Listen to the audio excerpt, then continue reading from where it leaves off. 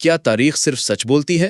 ہم ایک ایسے عہد میں جی رہے ہیں جہاں سچ کو جانچنے کے لیے بے شمار ذرائع میسر ہیں: social media, live videos, satellite images, reports, leaks اور عینی شاہدین کی رسائی۔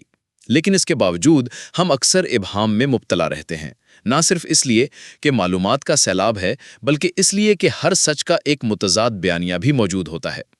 ایسے میں سوال یہ پیدا ہوتا ہے کہ جب آج ہم بے شمار جدید ذرائع میسر ہونے کے باوجود مطلوبہ واقعات کی حقیقت جاننے سے قاصر ہیں، تو ہم 800، 1000 یا 1200 سال پہلے لکھی گئی تاریخی روایات پر اندھا اعتبار کیسے کر سکتے ہیں؟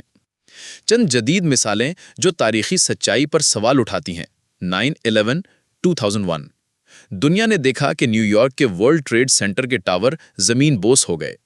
سرکاری بیانیہ تھا اسامہ بن لادن اور القاعدہ کا حملہ، لیکن ہزاروں ماہرین تعمیرات، انجینئرز اور سیاسی تجزیہ کاروں نے اس پر سوالات اٹھائے۔ عمارت نیچے سے کیسے گری؟ عمارت کے اندر سے دھماکے کی آوازیں کس چیز کی علامت تھیں؟ پینٹاگون کی عمارت پر حملے کی کوئی CCTV فوٹیج کیوں جاری نہ کی گئی؟ کئی لوگ اسے انسائیڈ جاب کہتے ہیں، یعنی امریکی حکومت نے خود یہ حملہ کروایا تاکہ مشرق وسطیٰ پر حملے کا جواز پیدا کیا جا سکے۔ عراق پر امریکی حملہ 2003۔ امریکہ نے دعویٰ کیا کہ صدام حسین کے پاس کیمیائی ہتھیار ہیں۔ حملہ ہوا، لاکھوں عراقی شہید کیے گئے، بغداد تباہ ہو گیا، لیکن کوئی ہتھیار نہ ملا۔ بعد میں امریکی صدر بش نے خود مانا کہ انٹیلیجنس فیلئر تھا، لیکن تب تک بہت دیر ہو چکی تھی۔ پاکستان اور بھارت کا بالاکوٹ واقعہ 2019۔ بھارت نے دعویٰ کیا کہ اس نے سرجیکل سٹرائیک کی، 300 دہشت گرد مارے۔ پاکستان نے میڈیا کو موقع پر لے جا کر ثابت کیا کہ کوئی نقصان نہیں ہوا۔ سچ کیا ہے؟ کون جھوٹ بول رہا ہے؟ تاریخ دان کس کا موقف لکھے گا؟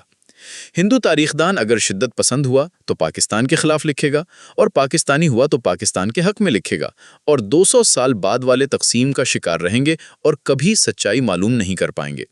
شاہ فیصل کا قتل 1975۔ سعودی عرب کے عظیم حکمران شاہ فیصل، جو اسرائیل مخالف موقف رکھتے تھے، اپنے ہی بھتیجے کے ہاتھوں قتل ہوئے۔ کیا یہ محض خاندانی مسئلہ تھا، یا یہ CIA اور اسرائیل کی خفیہ سازش تھی؟ حقیقت آج تک دنیا کو معلوم نہ ہو سکی۔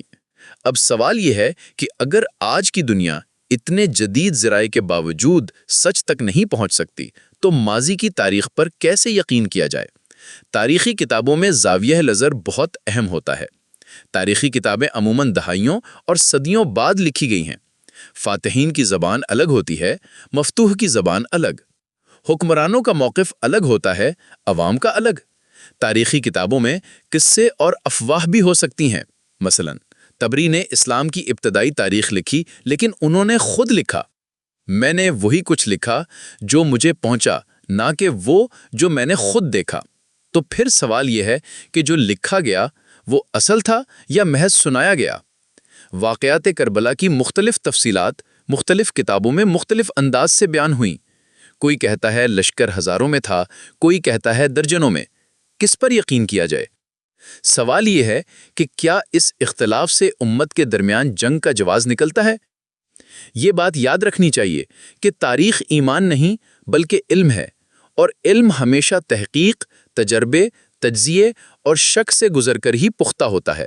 لہٰذا قدیم تاریخ کے واقعات پر تب تک حتمی رائے قائم نہیں کی جا سکتی جب تک ان کے ذرائع معتبر، مستند اور متفقہ نہ ہوں۔ اور حقیقت یہ ہے کہ ایسے ذرائع نایاب ہیں۔ آج مسلمانوں کو ماضی کے اختلافات کی بنیاد پر ایک دوسرے سے نفرت ہے۔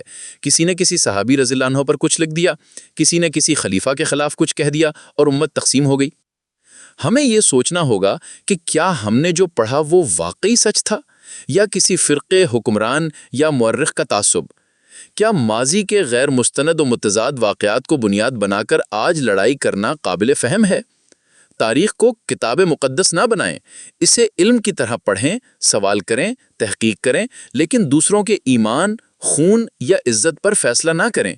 اگر آج کی دنیا میں جہاں ہر موبائل ایک کیمرہ ہے ہم سچ کو نہیں جان سکتے، تو ہم کیسے یہ سمجھیں کہ 1000 سال پرانی تحریریں مکمل اور خالص سچائی کی عکاسی کرتی ہیں؟ تحقیق و تخریج شہود احمد۔